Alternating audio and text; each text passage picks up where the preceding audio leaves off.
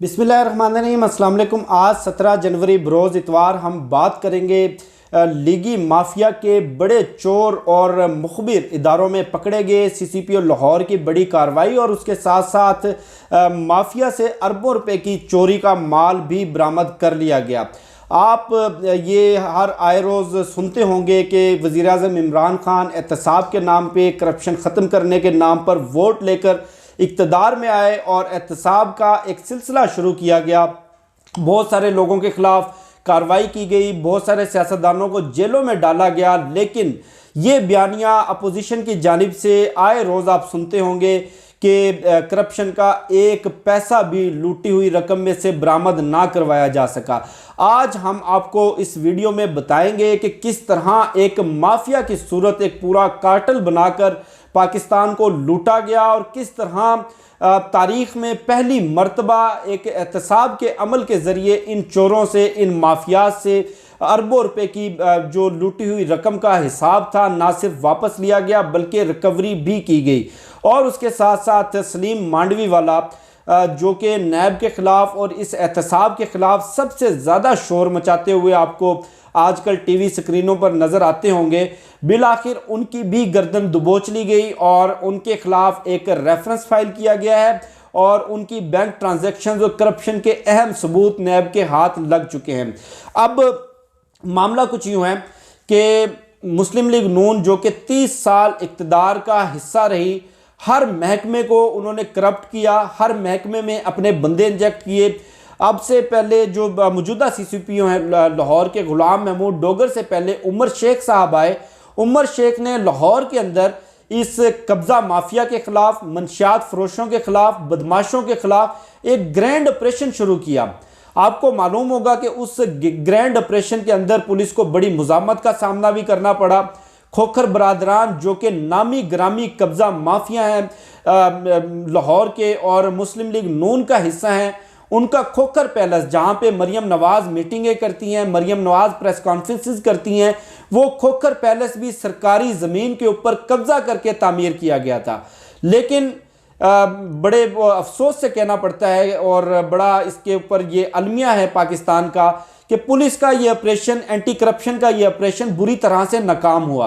अब जो मौजूदा CCPO गुलाम महमूद डोगर आए, उन्होंने जो अभी उमर शेख के दौर में जो इन कब्ज़ा माफियों के ख़िलाफ़ और इन बदमाशों के ख़िलाफ़ जो पुलिस की जानिब से ऑपरेशन किए गए थे, इन मंशियात फरोशों के ख़िलाफ़, उनकी जब इंक्वायरी करवाई तो मालूम हुआ कि पुलिस में मौजूद मुस्लिम लीग नून के मुखबिर कार्रवाई होने से पहले अपने सियासी आकाओं को मुखबरी करते थे और पुलिस के छापे से पहले सारे शवाहद मिटा दिए जाते थे और पुलिस के छापे को नाकाम बनाने के लिए जब आपके पास बर वक्त इतला पहुंच जाएगी, बंदों को फरार करवा दिया जाता था। इस तरह ये लाहौर पुलिस का जो बदमाशों, कब्ज़ा माफिया और इन चोरों के ख़िलाफ़ जो ऑपरेशन था वो बुरी तरह से नाकाम हुआ। अब मौजूदा CCPO ने 100 लोगों की जो काली भेड़ें हैं पुलिस में मौजूद, उनकी लिस्टें तैयार की हैं जो अपने सियासी माफिया और सियासी आकाओं के साथ जुड़े हुए हैं, जो मुखबरियाँ करते हैं मुस्लिम लीग नून को, जो इन माफियाज की मदद करके ओवरसीज़ पाकिस्तानियों की जायदादों पर कब्जे करवाते हैं। हाँ, ओवरसीज़ पाकिस्तानियों से याद आ गया, ओवरसीज़ कमिश्नर ने गुज़श्ता हफ्ते एक रिपोर्ट पेश की प्राइम मिनिस्टर ऑफ पाकिस्तान को।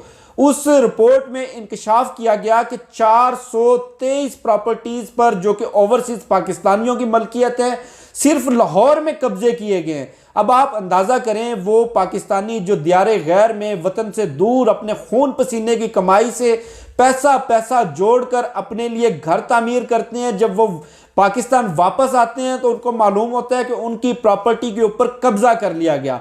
अब इन कब्ज़ों में कौन मुलव्विस था? आपको भी मालूम है, सबको मालूम है। शहबाज शरीफ और हमजा शहबाज लाहौर के नामी ग्रामी कब्ज़ा ग्रुपों की किस तरह से सरपरस्ती करते रहे, बल्कि ये सारे सियासी माफिया, मंशियात फरोश कब्ज़ा ग्रुप बाकायदा मुस्लिम लीग नून का हिस्सा हैं।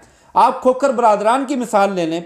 अब एंटी करप्शन जो कि एक बिल्कुल मुर्दा घोड़ा हो चुका था और एंटी करप्शन जिसकी कारकर्दगी ज़ीरो थी, एंटी करप्शन को जब आज़ादी दी गई, एंटी करप्शन को जब अख्तियारात दिए गए, अब ज़रा दिल थाम के सुनिएगा, एक साल में यानी कि 2020 में जो एंटी करप्शन ने कार्रवाइयाँ करके इन माफियाज और कब्जा ग्रुपों और बदमाशों से जो रिकवरी की है उसकी मालियत अरबों रुपए बनती है। अब बयानिया तो बना दिया जाता है कि नैब ने आज तक कितनी रिकवरी की, कितने चोरों पे हाथ डाला गया, कितने बड़े मगरमच्छों पे हाथ डाला गया। अब 2020 में एंटी करप्शन की कार्रवाइयों में 4581 कनाल सरकारी जमीन जो इन बदमाशों, इन नामनियाद सियासतदानों ने कब्जा की हुई थी वो वागजार करवाई गई। इस जमीन की टोटल मालियत 3908 मिलियन रुपए बनती है, यानी कि अरबों रुपए की प्रॉपर्टी। और महकमा औकाफ की भी इसमें ज़मीनें शामिल थी, इसमें सरकारी ज़मीनें भी शामिल थी, दीगर महकमों की ज़मीनें भी शामिल थी। अब 7 शुगर मिल्स के खिलाफ कार्रवाई की गई जो कि शुगर स्कैंडल का हिस्सा थे, जिन्होंने चीनी की ब्लैक मार्केटिंग के जरिए अरबों रुपए कमाया और करोड़ों की रिकवरी शुगर मिल्स को जुर्माने करके हासिल की गई। 4 फ्लोर मिल से 8 मिलियन रुपए की रिकवरी की गई। अब ये वो कार्रवाइयां हैं जो सिर्फ एंटी करप्शन ने की। नैब की जो कार्रवाई है, नैब की कार्रवाइयों के नतीजे में 870 अरब रुपए इस कौमी खजाने से जो चोरी किया था इन नाम निहाद सियासतदानों ने, जो अवाम के सामने आकर मासूम बनते हैं, जो मगरमच्छ के आंसू बहाते हैं कि हमें सियासी इंतकाम का निशाना बनाया जा रहा है, हमारे साथ ज्यादती हो रही है, हमारे साथ बड़ा जुल्म हो रहा है। अब सलीम मांडवी वाला को देख लें।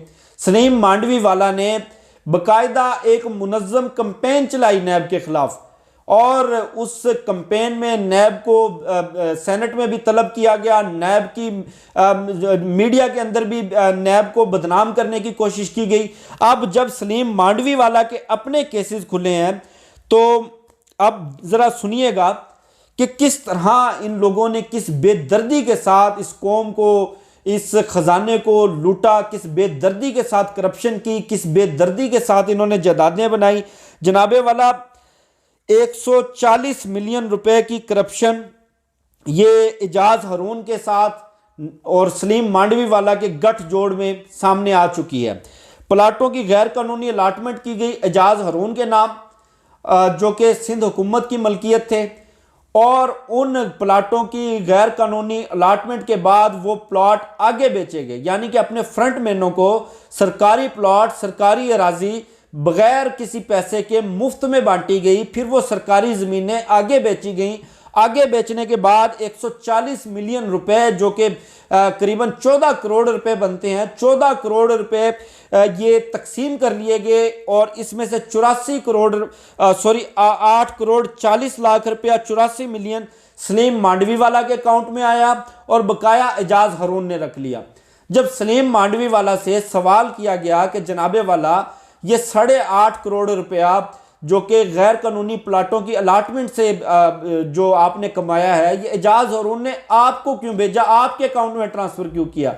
तो आगे से जवाब मिलता है कि जनाब मैंने उनसे कर्ज लिया, यानी कि कर्ज भी करोड़ों रुपए में। और इन जो अमीर लोग हैं, ये जो माफिया हैं, इनके तो अंदाज ही निराले हैं। इनको तो अरबों खरबों के जो सरकारी जो इनके कर्ज हैं बैंकों से वो भी माफ़ हो जाते हैं, इनको प्लाटों की अलाटमेंट के इख्तियारात भी मिल जाते हैं, इनको लोग करोड़ों के कर्ज भी दे जाते हैं, इनके लंदन में फ्लैट्स भी बन जाते हैं, दुनिया के 5 बर्रे आज़मों में इनकी जदादें भी गिफ्ट्स के ज़रिए बन जाती हैं। जब इनसे सवाल किया जाए, जब इनका एहतसाब किया जाए तो सियासी इंतकाम, जुल्म हो रहा है, हमारे साथ ज्यादती हो रही है, ये ज्यादती है। ये असल जो जुल्म इन्होंने इस कौम के साथ किया है, ये जो असल जुल्म और सियासी इंतकाम का निशाना इस खजाने को बनाया है, ये वो तफसीलात हैं जो मैंने आपके साथ इस वीडियो में शेयर की। मुझे शफकत अली को दीजिए इजाज़त। इंशाल्लाह फिर नेक्स्ट वीडियो में मुलाकात होगी। पाकिस्तान जिंदाबाद।